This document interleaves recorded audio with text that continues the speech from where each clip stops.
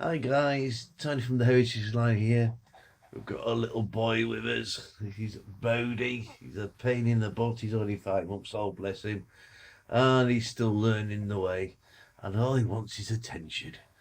But never mind, that's just the way things go. Anyway, on Saturday I went to the Engage Society show.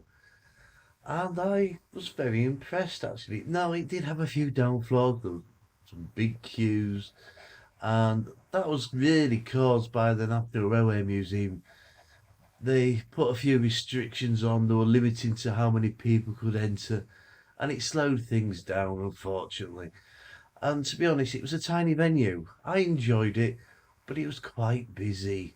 I mean, I went outside, I got there at 10 o'clock, didn't get into the venue probably till about 20 to 11. I went out briefly about 12:30, for a cigarette like you do, and there were still big queues then. And I went back in, but I made the most of the day. I saw some really nice layouts. I got some, met with a few people, had a decent chat with a few people, learnt a few things they do, and I saw some lectures. And to be honest, it was quite interesting. So we're going to start this film off, and we're going to talk about the lectures, and then we'll get to the interesting bit. We'll get to the layouts, and then at the end, there's a few pictures of logos and things from the stands, from the likes of Backman and Revolution and things like that. So hopefully you'll enjoy this, and we'll crack on.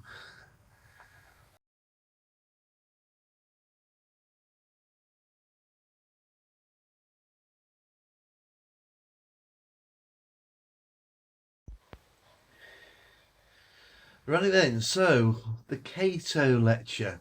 Well, that was very, very interesting. It's not actually Kato. I've always pronounced it Kato. It's Kato. That was because Mr. Kato himself was actually at the show. And he was talking about some of the products he's done. And he announced that hopefully in November, license pending, they're going to be doing another 5 car Class 800, which is going to be Paddington, GWR livery. And they're also talking about next year doing some 9 car Class 800s. They'll be doing the Azuma and the GWR. So, yes, it is true. There are some rumours circulating. That's what they're planning to do. So, that will be to be seen. What else are they doing? And the next big thing he's doing is for the American modelers, but they're doing a big boy. And it's currently on the ship, it's sailing away. And that's going to land soon. And that looks quite a nice model. There's lots and lots of detail in that. It's actually got 2 motors powering the thing, and it's still run off one decoder.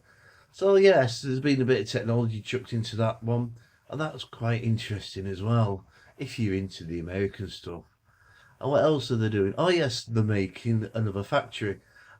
From what I understand, it's an additional factory, more warehouse space as well. What's really interesting is the big circle of track around the whole complex, and it's what is it? Oh, second. Right, what I was thinking of was it's a narrow gauge railway. It's a big circle around the whole complex with a few sidings, so it's not actually there for the factory or for the warehouse, but it's there on site. Just shows you what he thinks of his trains, Mr. Kato. Anyway, later on, there was a lot of discussion too, not with him, this came up in a later talk, but people are asking why are the Kato trains a lot cheaper than like your Batman and your Dapol. And to be honest, it turns out to be numbers. It's simple as that. There's in England, the Engaged Society think they have about 10% of engaged modelers. And when you think about it, they have 6,000 members. So that could be 60,000 people modelling Engage. Could be 100,000. It's all speculation. Now in Japan, believe it or not, they have 5 million Engage modelers. That is how many they have in Japan. So when they're producing these units, a lot of the Japanese are also buying the units. And that is why things are a lot cheaper. And it's simple numbers. Unfortunately, that's just the way it goes. So that is the reason why your Kato stuff is so good quality and a lot cheaper than what we can produce up here. If you bought a 5 car unit from, say, Batman, you'd be paying well over £300 for it. And yet, you're paying a lot less. You're paying maybe 150, 160 for a 5 car set over here. It's near enough half the price. It's ridiculous, but it's all figures, and it's as simple as that, guys. Anyway, that was the Kato talk. Let's go on to the next one. Right, the next talk was 50 years of Graham Farish, and it was actually quite interesting. Graham Farish started off many, many moons ago, and it sort of produced a lot of components and things, and a lot of electrical circuits, and it actually did a bit of die casting and things like that. And it was really, really interesting.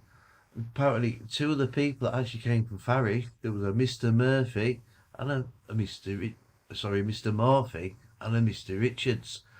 Morphy Richards, we've all heard of their products to do the toasters and all sorts of home appliances. They actually came from Graham Farish. Believe it or not, that was such a surprise. And it talks about how where Farish first started. It talks about going into the 00 gauge railway. And they were actually the first inventors of the 2-rail system. Before then, Hornby had a 3-rail system. But Farish developed a 2-rail system. Obviously, people jumped on the back of it, cracked on. Now we get 2-rail. Well, obviously, Farish realised that there wasn't particularly a market there in 00 because there was other competitors. And Lone Star had brought out something of the N-gauge size. And Farish liked that. And basically, they said, we like this scale, we're just going to corner the market, and we're going to crack on, and we're going to produce N-gauge. And that's how it all started. Back in the day, they actually produced layouts called the Magnum series. And you could buy a whole layout in a box, and you built up the buildings and the track, and you had a little trap mat to put it on. And that's where it all started, guys. Excuse me. Anyway, so then it talks about Batman coming in, Batman taking them over. And again, their parent company, Kadar, that was quite interesting. Well, they started off totally different from model railways, and eventually filtered down into model railways. And obviously, they have a lot of brands underneath them as well. But obviously, the Batman were more talking about how they updated the Farish, because some of it was very dated. The die-cast moulds needed redoing. And so they were talking about things like that. But it was actually a really, really interesting talk. So I was really, really pleased I went to that one. So, what was the next lecture about? Well, the next lecture I went to was actually about Backscenes. I was a bit unsure about this one, to be fair. Because what can you talk about Backscenes? But it was actually quite interesting. They were talking about the paper Backscenes. They were talking about vinyl printed Backscenes. And they were talking about how you could actually photograph a Backscene and go to a proper printers, and how you could actually get it done as a whole vinyl length. And it was really, really interesting. Another thing that actually I found was interesting is the actual quality of the image. Now, they say that one of the better images for a Backscene is a 300 dpi. And it actually turns out, they say, the less resolution on the Backscene, the better. It's because it then looks less detailed and it looks like it's further away from the scene. And they also talked about one of the pieces you buy first for your railway is the Backscene, because when you come onto your scenics, you can then actually try and blend all your grass and all your trees into the Backscene to make it look like one piece. So that was quite interesting as well. So yeah, it was a talk that I wasn't really expecting to be interesting, but it was okay. I was pleasantly surprised by that one. And yeah, they had one or two little techniques, like for instance, one guy was showing that you use like a 1mm foam board, and you glued your Backscene onto that, and you can roll it up with you. And then when you went to an exhibition, you just unrolled it and you just literally put it back onto the layout. rather than actually having a permanent Backscene on there. But yes, it was very, very interesting. Now then, we'll get on to the last talk. Right then, the last talk was it? It was an idea to reality. That's right, it was ready to run locals, ready to run rolling stock. And essentially this talk was by Revolution and it was very, very interesting to be fair. They talked a bit about where they started when they did the original Pendolino that was crowdfunding. And then they went on to about other things they developed and other ideas they had. And to be honest, what they wanted to do at one point is they wanted to do like Bulliard and the merchant class. And obviously Apple said they were going to do one. And Revolution backed out and says, right, if you're doing it, we're not going to bother doing it. Anyway, obviously, as we know, Revolution announced they're going to do the Class 59. Apple said, oh, we're going to do that. Well, Revolution did back out this time. They said, sorry, we're just going to crack on. And it's going to be a competitive market. We'll let other people decide which model is the better model. So fair play to them. Because at the end of the day, it gives us a choice of what we want to buy and the quality we want to buy. Now, what was interesting about that was he was mentioning about the Class 59 and they must deliver it on the ARC. Now, they actually got the correct paint formula for that colour. And when they put it on the model, they said it didn't look right. And it all boils down to, I suppose, scale paint theory. When you think about it, when you see a loco, you might only be maybe 10 yards away from the loco when it passes. When you're holding it in your hand, you could be hundreds of yards away from that loco from a scale perspective. And the colour has to look right. And it's as simple as that. It's a scale colour theory, really.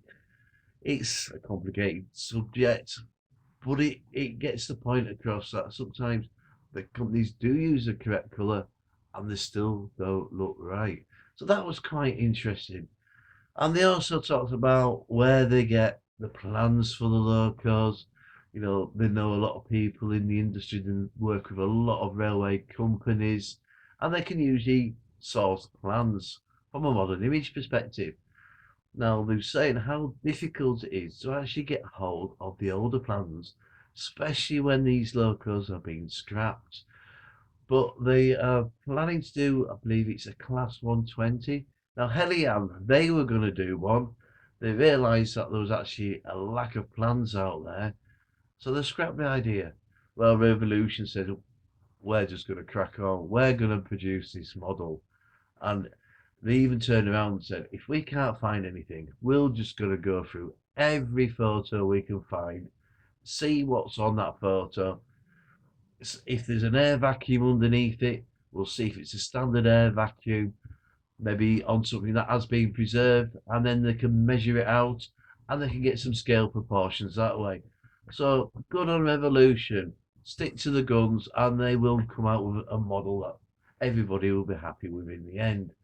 So it's companies like this that are going the extra effort, putting in the resources, and we're going to get a nice model at the end of the day. So yes, it was really, really interesting about the talks and everything. And I'm sorry if you see me jumping around a little bit. I'm getting attacked by Bodie again. He's just been a little pain. Aren't you, Birds? Yes. So he even talks. Come here. Come here, mischief. So there we go. That was the actual lectures. So we're going to crack on now and we'll get to the layouts. Bye for now.